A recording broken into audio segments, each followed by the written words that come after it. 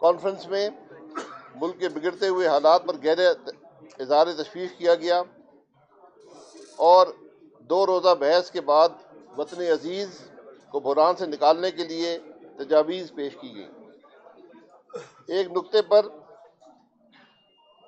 تمام سیاسی جماعتوں اور شرکائے کانفرنس کا مکمل اتفاق تھا، اور وہ یہ کہ ہمارا وطن عزیز آئین کی بالادستی اور اس کی حرمت کے تحفظ کے بغیر، قانون کی حکمرانی کو یقینی بنائے بغیر اور قابل اعتبار نظام عدل کی غیر موجودگی میں آگے نہیں بڑھ سکے گا۔ کانفرنس کی بحث میں شریک سیاسی جماعتوں کا مندرجہ ذیل نکات اور مطالبات پر مکمل اتفاق ہے۔ نمبر 1 کہ ملک کے مسائل کا حل صرف اور صرف آئین کی بالادستی اور قانون کی حکمرانی میں ہے۔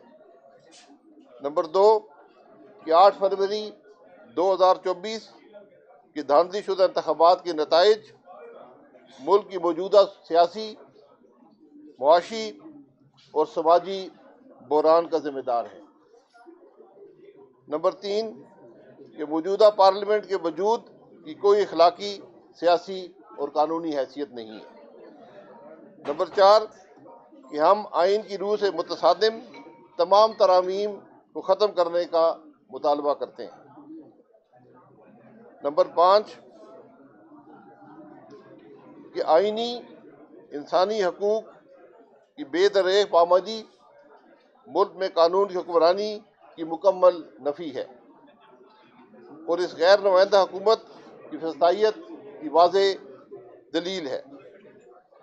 نمبر 6 کہ ہمارا آئین کسی پاکستانی شہری کو سیاسی سرگرمی میں حصہ لینے کے لیے ہراساں، گرفتار یا جیل میں ڈالنے کی اجازت نہیں دیتا۔ تمام سیاسی اسیروں کو فوری طور پر رہا کیا جائے۔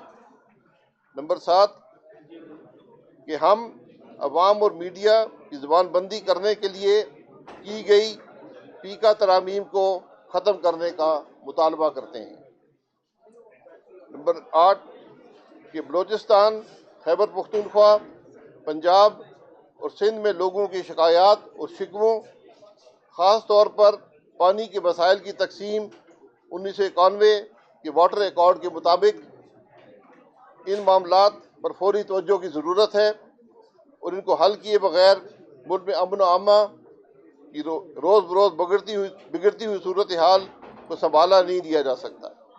نمبر 9 کہ ملک کے موجودہ بحران کا واحد حل آزادانہ، شفاف اور منصفانہ انتخابات کا انعقاد ہے۔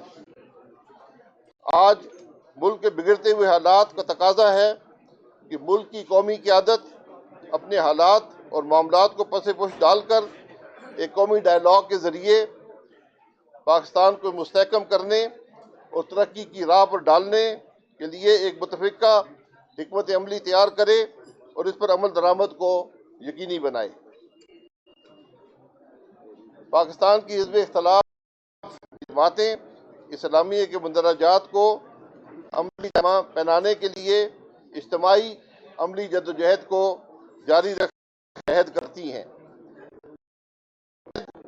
پاکستان کے مسائل کے حل اور عوام کی فلاح کو یقینی بنانے تک انشاءاللہ جاری رہے گا۔